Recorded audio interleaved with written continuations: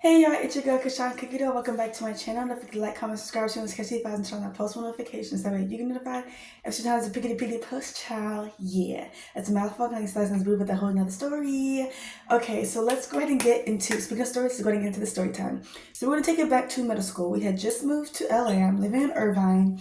And, I'm in middle school. I'm trying to figure out exactly, like what I want to do. A lot of the girls at that school, or well beyond I'm used to just being chill from the south. But like girls, they were already wearing makeup and already doing this stuff. So I was just like, dang, like trying to find myself and trying to figure out how to fit in at the same time.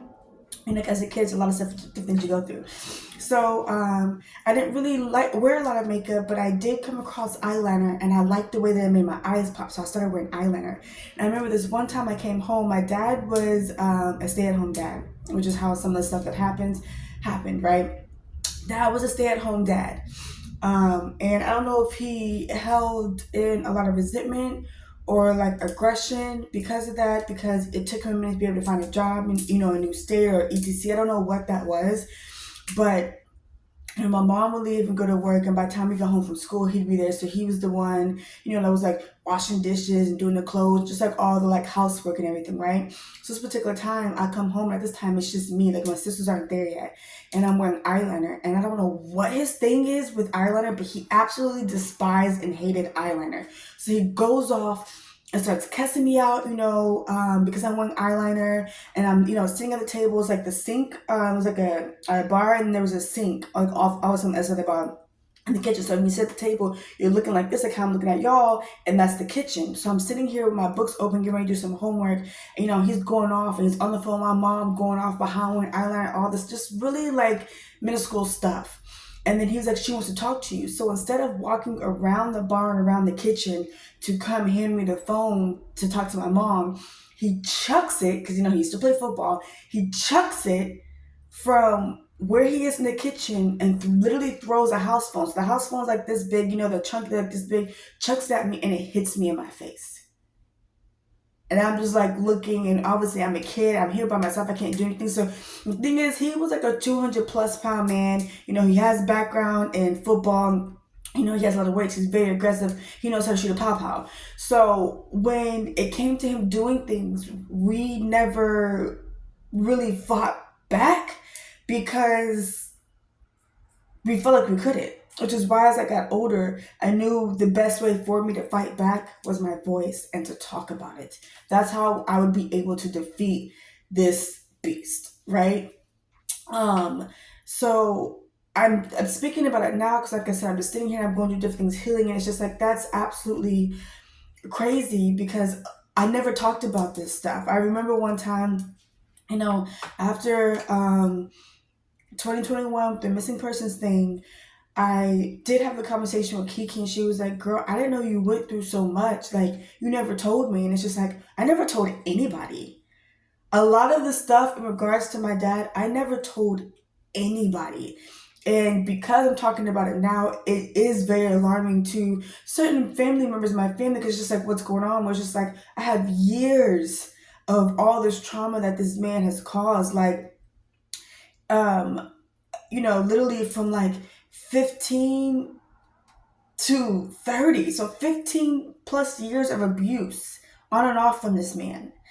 Threatening me with a pow pow, aggressively attacking me, pinning me down to the ground. I remember one time there was a woman, Brittany, rest in peace, Brittany. She was a survivor of cancer, and then it came back a different type of cancer, and she ended up passing away. Sending love to her family always. She's my younger sister, my middle sister's best friend. And I remember we put up to her parents' house because they had a foundation, Britty Cares, for her. And we were pulling up, they had just lost her. So we're going over to show condolences to their family because he spent a lot of time with them.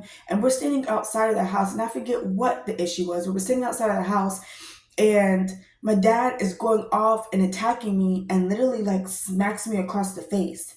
And I'm staying like this looking at the house. His back is down, so he can't see that the brother saw him attack me. And I'm seeing the brother like hide, like he didn't see me from being attacked, and I had to go into this house and act like everything is okay. And then literally as soon as I left, as soon as we got back, we go back to the house, and there was like a sink full of dishes, ton of dishes. My parents forced me to wash the dishes all by myself. My sisters were in the room, forced me to wash the dishes all by myself. And then my dad used to always be like, if you don't like it, you can dot that dough. If you don't like it, you can dot that dough. And I was just like, I'm afraid what's gonna happen after I'm done washing his dishes, considering that he just attacked me in broad daylight. So after I was done with the dishes, I asked if I could leave.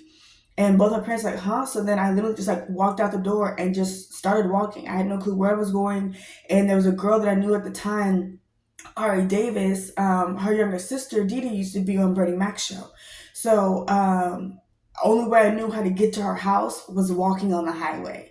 I didn't know the street route. So I'm literally on the highway up against, the side part, walking because I'm trying to get to her house. That way I could tell her mom what's going on, because all I was trying to do was get her phone so I can call my papa and let him know what was going on.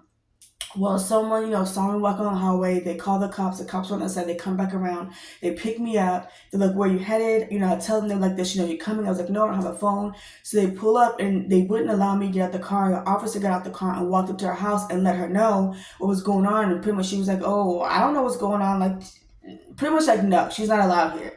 So then the officers took me to a police station where I stayed in, and I literally was on the table with my head down sleeping because I was tired and exhausted and waiting for my parents to come pick me up. And, obviously that whole story became the running joke when I was a teenager through all of our close friends. She was walking on the highway, and Ari Davis's mom, Sydney, was like, I don't know. I was like, just talking a lot of crap, not knowing that I was going there for help because I was afraid for my life. I wasn't asking her for anything. I wasn't asking her for a place to stay. I literally was only going to go there so I could ask for her phone because it was the middle of the night, and so I can call my papa so he can help figure out how to help me. That's it. But they didn't know that backstory. Obviously, my parents didn't have backstory. So now I just look like the wild, rebellious child who's out here just wandering around. It's like there was a reason behind it. I literally was attacked. Now, another time about an attack, we had gone to 7-Eleven, and he was mad about something, because man was always mad. He just held a lot of resentment on the inside. So he was mad about something and smacked me up against my head. And I was wearing earring. Oh, got my headphones in. I was wearing an earring at the time. And the earring actually was wearing a diamond earring. The earring actually, the back of it went into, pierced the back part of my ear, here on my neck, right? To the point where I had to go like this and pull it out. And the cashier at 7-Eleven literally was just like, just get out.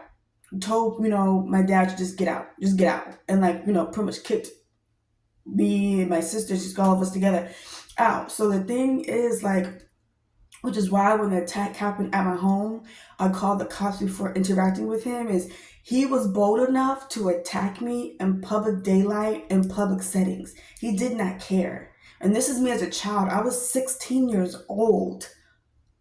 16. But the thing is, they never wanted me to tell my pawpaw about the abuse that I experienced or faced in regards to my dad.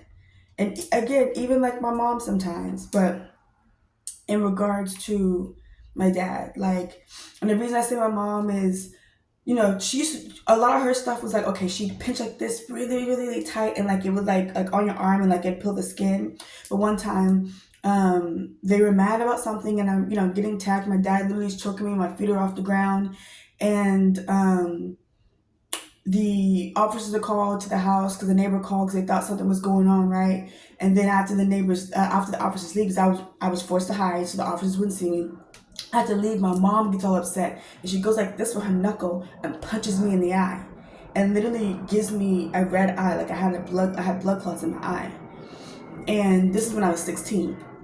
And then he's telling her stop, the cops were just called, blah blah blah.